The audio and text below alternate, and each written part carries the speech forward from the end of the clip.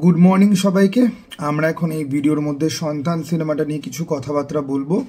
Review এটাকে ঠিক আমি বলতে পারবো না, কারণ এই সিনেমাটার মধ্যে আমি এতটাই বেশি ঢুকে গেছিলাম, ইমার্সিভ এক্সপিরিয়েন্স যেটাকে আমরা বলি।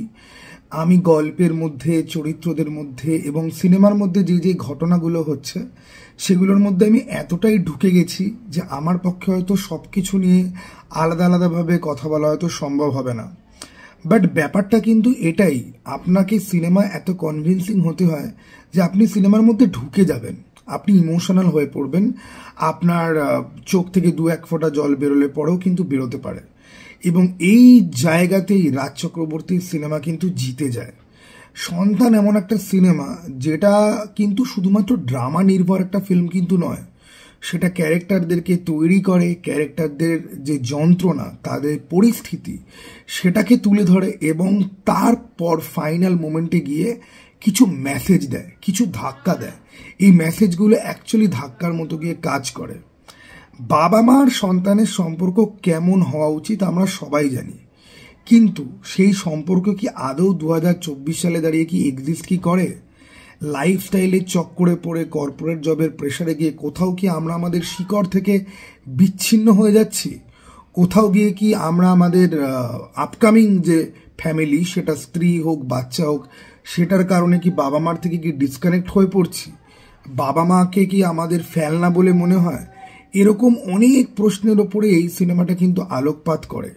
এই সিনেমার, এবং এটাই আমি বলবো যে সমস্ত কিছুর মধ্যে এত সুন্দর একটা ব্যালেন্স রয়েছে যে আপনি প্রত্যেকটা ক্যারেক্টারে তারা কেন কি করছে আপনি বুঝতে পারবেন। তারা কোন পরিস্থিতিতে পড়ে, কোন অসুবিধার জায়গাতে পড়ে, তারা কে কোন মুহূর্তে কি করছে। ইভেন কি খল চরিত্র যে এখানে রয়েছে, সন্তানই তো এখানে খল চরিত্র, তার মধ্যেও যে পরিবর্তনটা কেন সেটাও কিন্তু আপনি বুঝতে পারবেন। ফলে সিনেমাটা কিন্তু এক পেশেভাবে সন্তানদেরকে ভিলেন করে বাবা মাকে বড় দেখাবে সেটা কিন্তু করে না। ওকে, এটা সমাজের একটা পোর্শন, একটা সার্টেন টাইপের মানুষজনকে তুলে ধরার চেষ্টা করে, যেটা আমার মনে হয় আজকের দুনিয়াতে দাঁড়িয়ে এবং আজকের বাঙালি সমাজে দাঁড়িয়ে আমরা অনেকেই এগ্রি করতে পারবো। এই সিনেমাটা মানুষ কিন্তু জানে যে এটা একটা ট্রমাটাইজিং এক্সপিরিয়েন্স হবে। যেই সমস্ত বাবা মারা রয়েছেন যারা সন্তানের দ্বারা অবহেলিত, তারা এই সিনেমাটা দেখতে যাবেন এবং এই সিনেমাটার সাথে আমি মনে করি 2024 সালে দাঁড়িয়ে অনেক বয়স্ক মানুষ রিলেট করতে পারবেন। এবং এই রিলেট করতে পারাটা কিন্তু ভালো কারণে নয়, তাদের যন্ত্রণা কোথাও না কোথাও গিয়েছেন তার জন্য তারা রিলেট করতে পারবে। কিন্তু আমি যে একজন বয়স্ক মানুষ নই, আমি একজন ইয়াং অডিয়েন্স হিসেবে এই সিনেমাটা এনজয় করলাম কি করে? এরকম ঘটনা আমি আমার আশেপাশে প্রচুর দেখেছি, এর উল্টোটাও দেখেছি। কোথাও কোথাও বাবা মা তার সন্তানকে এক্সপ্লয়েট করছে, এটাও যেরকম পেয়েছি দেখতে। আবার সন্তান তার বাবা মাকে পুরোপুরি টেকেন ফর গ্র্যান্টেড নিয়ে বসে আছে, এটাও পেয়েছি দেখতে। আমি নিজে একজন সন্তান হিসেবে নিজেকে খুব একটা বেশি ভালো সন্তান আমি অবশ্যই মনে করি না। আমার বাবা মাকে অনেক বেশি গর্ব দেওয়া আমার বাকি রয়েছে। কিন্তু আমি যেহেতু বিবাহিত নই, সেই জন্য এটা একটা খুব ইন্টারেস্টিং পয়েন্ট অফ ভিউ তৈরি করে যে আমি সিনেমাটা কিরমভাবে দেখব। ওয়েল, সিনেমাটা অত্যন্ত ভালো এবং ড্রামা সবসময় হাই থাকে রাজ চক্রবর্তীর ফিল্মে। এখানে ড্রামাটা কিন্তু জাস্টিফাইড। গল্পটা খুব সিম্পল, যে মিঠুন চক্রবর্তী এবং অনুসুয়া দেবীর ছেলে ঋত্বিক চক্রবর্তী তার বাবা মাকে কাইন্ড অফ অপমান করে, তুচ্ছতাচ্ছিল্য করে। বাবা মা যে তার কেরিয়ারে, তার জীবনে যে একটা অবদান রয়েছে সেটাকে সে কাইন্ড অফ অস্বীকার করে, কারণ সে নিজে একজন অত্যন্ত মেধাবী ছাত্র, সে খুব ভালো অবস্থায় রয়েছে এবং তার বউ বাচ্চাকে নিয়ে সে হ্যাপি রয়েছে। এবং কোথাও গিয়ে তার যে এই বাবা মার প্রতি ইগনোরেন্স, এটার জন্য কিন্তু তার ওয়াইফকে কিন্তু দেখানো হয়েছে এবং এই পোর্ট্রেলটা আমার সব থেকে বেশি ভালো লেগেছে। আমরা বলি না সৎসঙ্গে স্বর্গবাস আর অসৎ সঙ্গে নরকবাস, এই কথাটা কোথাও গিয়ে ডিরেক্টর কিন্তু খুব ভালো করে কিন্তু তুলে ধরেছে যে এই যে একটা মানুষের বিহেভিয়ার কেন বদলে যায়, প্রায়োরিটিস কেন চেঞ্জ হয়ে যায়। আর বাবা মা কি সবসময় এটা দাবি করে যে তুমি তোমার কাজকর্ম ছেড়ে দিয়ে বসে থাকো আমার পাশে?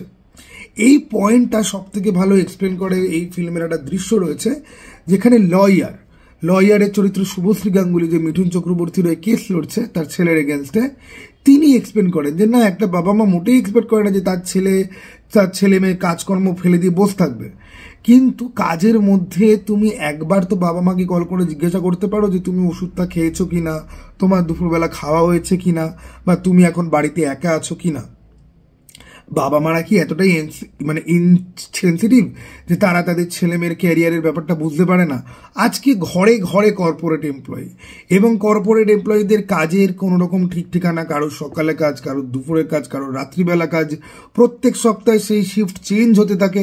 এগুলোর সাথে বাবা মারা কিন্তু অ্যাডজাস্ট কিন্তু করেন, এবং বাবা মাদেরকে যে প্রাপ্য সম্মানটুকু, হ্যাঁ হয়তো তুমি কম কথা হয়তো তুমি বলছো, হয়তো তুমি কলেজ লাইফে স্কুল লাইফে যতটা সময় দিতে পারতো অতটা সময় দিতে পারছো না, কিন্তু তার টেক কেয়ারটা তো তোমাকে নিতে তো হবে ভাই।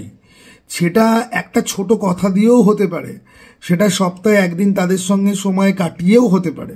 এটাই বোধহয় ছবির মেন বক্তব্য ছিল, যেটা খুব সুন্দর করে কিন্তু তুলে ধরার চেষ্টা করেছেন রাজ চক্রবর্তী। আমি কুর্নিশ জানাই তার স্ক্রিপ্টকে, কারণ স্ক্রিপ্টের মধ্যে যেভাবে লাস্টের 15-20 মিনিটকে বিল্ড করা হয়, এবং এই লাস্টের 15-20 মিনিট ইমোশনালি আপনাকে হিট করার জন্য যে বিল্ড আপটা প্রথম 1 ঘন্টাতে দেওয়া হয়, 1-1.5 ঘন্টাতে, এবং ছবির কনফ্লিক্ট পার্টিও যেই রকম জিনিসপত্র যেগুলো দেখানো হয়, সেগুলো কিন্তু খুব খুব বাজেভাবে কিন্তু কাজ করবে যখন সিনেমাটা ক্লাইম্যাক্সে গিয়ে যখন পৌঁছাবে। কিছু কিছু ওভার ড্রামাটিক আছে বই কি, কিছু কিছু অপমানের দৃশ্য রয়েছে যেটা মনে হয় যে এটা ফিল্ম বলেই হয়তো করা হচ্ছে, রিয়েল লাইফে এতটাও হয়তো হয় না। কিন্তু আপনারা জানলে পর অবাক হয়ে যাবেন। আমি একবার ফেসবুকে একটা ভিডিও দেখেছিলাম, একজন ছেলে তার অসুস্থ মাকে ছাদে ঘোরানোর নাম করে ছাদে নিয়ে গিয়ে ফেলে দেবে, সিসিটিভি ক্যামেরায় পুরো ঘটনাটা ধরা পড়বে, এবং সে নিচে এসে সে ড্রামা করছে যে না তার মা একা একা ছাদে ঘুরছিল পড়ে গেছে। এরকম প্রচুর এনজিও রয়েছে যারা এখন এই সমস্ত বাবা মাদেরকে নিয়ে কাজকর্ম করে।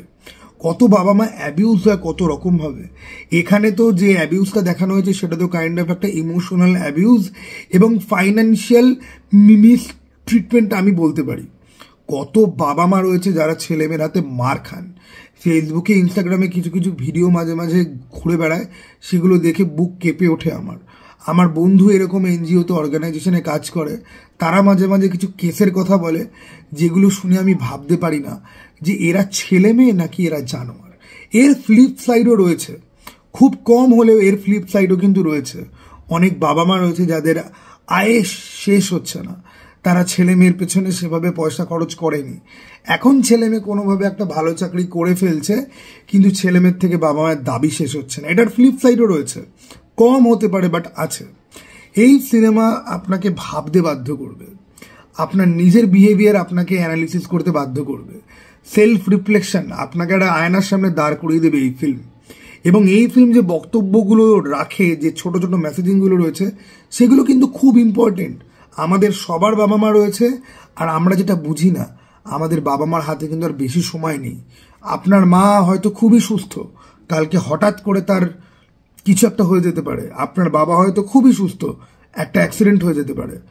আমাদের বয়স হয়তো 20, 30, 40, আমাদের বাবা মারা সবাই 60, 70, 80-তে পৌঁছে গেছে। এই পৃথিবীতে তারা আর কদিন থাকবে, তারা আর কতদিন থাকবে এই পৃথিবীতে? তাহলে যেইটুকুনি সময় তারা রয়েছে তাদেরকে ভালোভাবে রাখার চেষ্টা করাই কিন্তু আমাদের উচিত। স্বার্থে আর সামর্থ্যের বাইরে গিয়ে কি নিজের সব কিছু স্যাক্রিফাইস করে কি না, আমাদের খুশির জীবনে তাদেরকেও কিন্তু ইনকর্পোরেট কিন্তু করা যায়, সেটার দিকে আমাদেরকে ভাবতে হবে। আপনারা সন্তান সিনেমাটা গিয়ে দেখুন, মিঠুন চক্রবর্তীর অভিনয় আপনাদেরকে কাঁদাবে, এবং একটা বাবাকে যে ঠিক কি কি পরিস্থিতির মধ্যে দিয়ে চলতে হয়। আজকে তো আমরা এরকম একটা সমাজে দাঁড়িয়ে আছি যেখানে পিতৃতন্ত্রে ধ্বজা ওড়ানো হয় সমস্ত জায়গাতে। একটা মা হয়তো তার সন্তানকে অনেক বেশি আদর যত্ন খাইয়ে দেওয়া বাবারে বাচ্চারে করে, কিন্তু একটা বাবা কিন্তু ওই মা আর ওই সন্তানকে ছাদের তলায় তাদেরকে ওই পরিস্থিতিটা দেওয়ার জন্য কিন্তু অনেক বাইরের ঝড়ঝাপটা কিন্তু সামলায়। মিঠুন চক্রবর্তীর পারফরমেন্স আপনাকে কাঁদাবে, আর মিঠুন চক্রবর্তীর পারফরমেন্সের থেকেও বেশি কাঁদাবে অনুসয়া দেবীর পারফরমেন্স।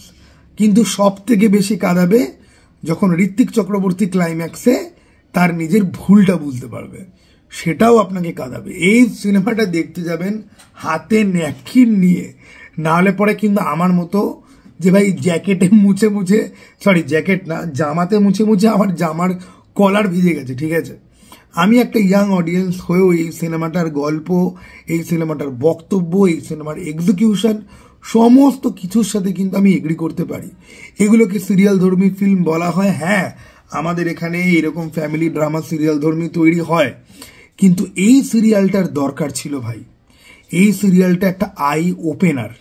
এই সিরিয়ালটা আমাদের এই কলকাতা শহরে, যেটাকে রিটায়ার্ড পার্সনদের শহর বলা হয়, যেখানে বয়স্ক বাবা মারা বিভিন্ন রকম বাড়িতে রয়েছে, তাদের উঁচু উঁচু বাড়ি গাড়ি সব রয়েছে, কিন্তু ছেলে মেয়ে নেই, নাতি নাতনি নেই, তারা অনেক দূরে থাকে, শুধুমাত্র ভিডিও কলেই তাদের দেখা হয়।